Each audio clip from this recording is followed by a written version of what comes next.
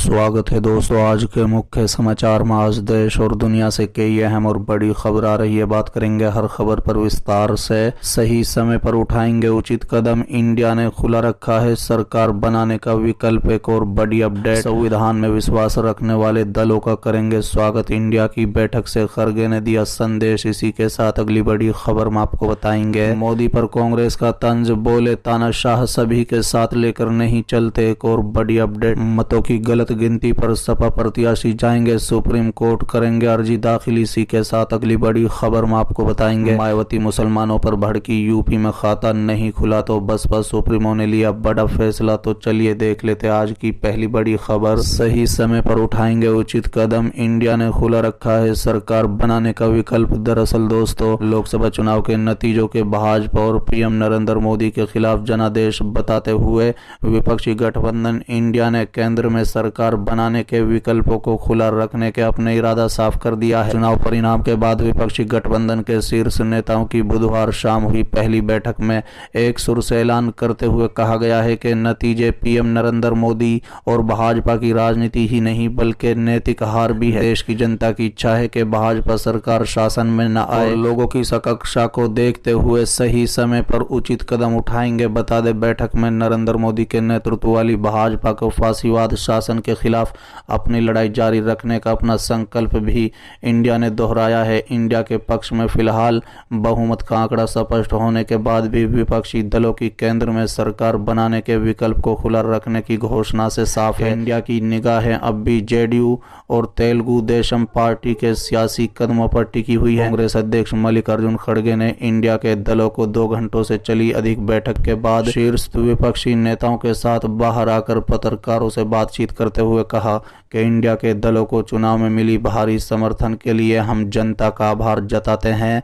इस बैठक में चुनावी नतीजों और राजनीतिक परिस्थितियों की समीक्षा की गई। खड़गे ने विपक्षी गठबंधन के नेताओं की ओर से जारी संयुक्त बयान के पढ़ते हुए कहा, इंडिया गठबंधन के धड़क दलों को मिले भारी समर्थन के लिए देश की जनता का आभार व्यक्त करते हैं। जनादेश ने भाजपा और उसकी नफरत, भ्रष्टाचार और विभाजन की राजनीति को करारा जवाब दिया है।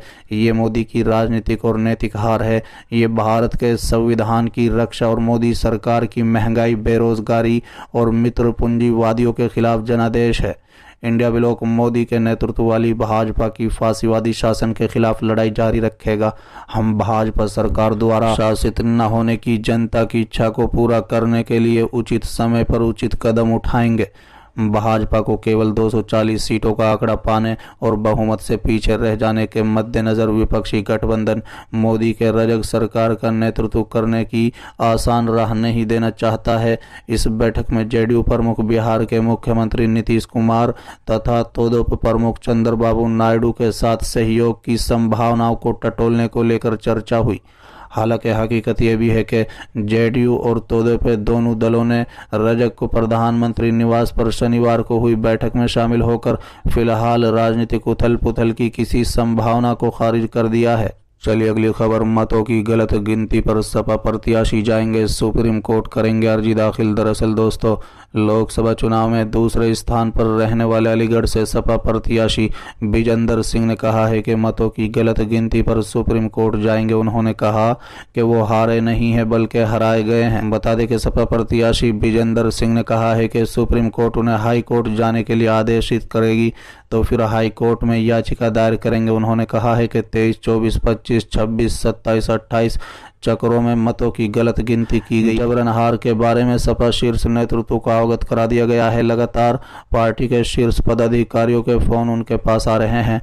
अलीगढ़ लोकसभा सीट पर सपा के चौधरी विजेंद्र सिंह ने मतगणना का आखिरी दौर तक कांटे का मुकाबला किया। भाजपा के सतीश गौतम ने विजेंद्र सिंह को 15,647 मतों से हरा दिया। सतीश गौतम को 5,18,034 तो विजेंद्र सिंह को 4,86,187 वोट मिले। अगली खबर, मायावती मुसलमानों पर भड़की, यूपी में खाता नहीं खुला तो बसपा सुप्रीमो ने लिया बड़ा फैसला। दरअसल दोस्तों, लोकसभा चुनाव 2024 के नतीजों में इस बार बहुजन समाज पार्टी शून्य पर पहुंच गई। इस बार बसपा सुप्रीमो मायावती मुसलमानों पर भड़क उठी हैं। बता दें, उन्होंने बड़ा फैसला लेते हुए कहा कि इस चुनाव में बसपा को बड़ा नुकसान हुआ है, अब सोच समझकर टिकट बांटेंगे। बसपा की हार के बाद मायावती की पहली प्रतिक्रिया सामने आई है। मायावती ने मुसलमानों और पिछड़े समाज के उम्मीदवारों पर सवाल उठाते हुए एक्स पर 2 पन्नों का बयान जारी किया। उन्होंने कहा है कि जिन अन्य जातियों को टिकट दिया उनका वोट नहीं मिला, मुसलमानों ने बसपा को वोट नहीं दिया, जबकि मैंने हमेशा उन्हें टिकट दिया। मेरी अपनी जाति ने पार्टी के पक्ष में मतदान किया। अब आत्म मंथन और समीक्षा के लिए तैयार हैं। बहुजन समाज पार्टी के अध्यक्ष ने अपने बयान में कहा है कि बसपा का खास अंग मुस्लिम समाज पार्टी को ठीक से नहीं समझ पा रहा है, इसलिए पिछले कई चुनाव और इस बार के आम चुनाव में उचित प्रतिनिधित्व देने के बाद भी मुसलमानों ने वोट नहीं दिया। ऐसी स्थिति में अब काफ़ी सोच समझकर चुनाव में उनको टिकट दिया जाएगा ताकि भविष्य में पार्टी को इस तरह का नुकसान न हो।